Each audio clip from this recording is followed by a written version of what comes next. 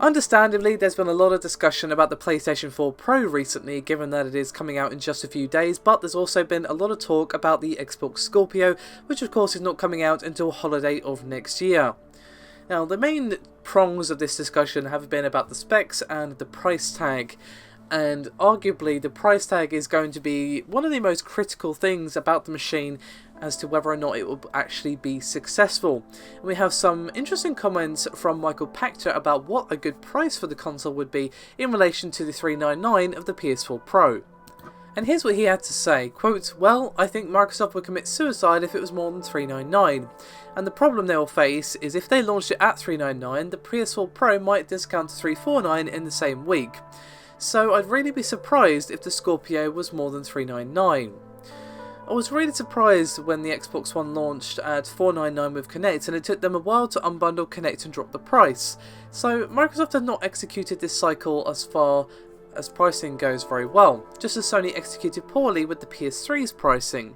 So Microsoft's playing catch up, and I'm hopeful they don't make the same mistake with Scorpio that they did with the Xbox One." So here's the thing, on the surface I kind of disagree with him because, well, we don't know much about the Scorpio's specs, and of course the specs are going to be another thing that also decides the price. We know very little about the Scorpio.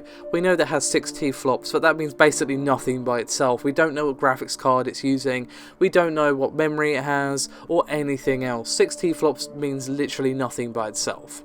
However, it does point to the system being more powerful than the PS4 Pro, as of course the PS4 Pro has 4.2. So let's assume, and again this is an assumption, that the rest of the machine is also a fair chunk more powerful than the PS4 Pro. Could Microsoft sell it at $399? I mean, yeah, they could, but how much of a loss would they be making?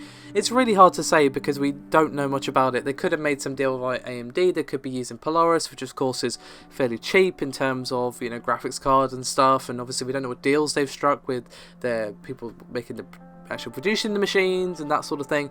So it's really hard to say without knowing what exactly is in the machine, but I would say maybe $399 to $450 maybe would probably be the price range of the Scorpio.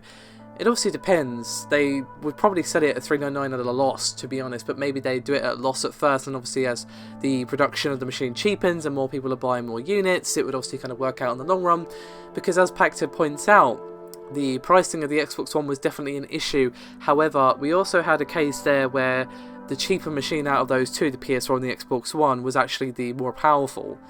So with Microsoft probably going to be aggressively marketing the Xbox Scorpio as the most powerful console in the market, I can see them doing that. I'd be very surprised if they don't. People might be more willing to lay down the extra cash because, well, they're getting a more powerful machine because of it. It's tough to say, but I don't think they'd be committing suicide if they priced it above $399, because it's not the same situation as we had before. But I don't think they can go much above it. I think $450 is probably the biggest number they can do, to be honest. But again, I'm not an analyst, this is purely just speculation, and again, it's really hard to say about knowing the specs. But when we know the specs of the machine, we could probably talk a bit more about what sort of price tag would actually be reasonable to expect. So, that's me done for this video. Thank you very much for watching, and I'll see you next time.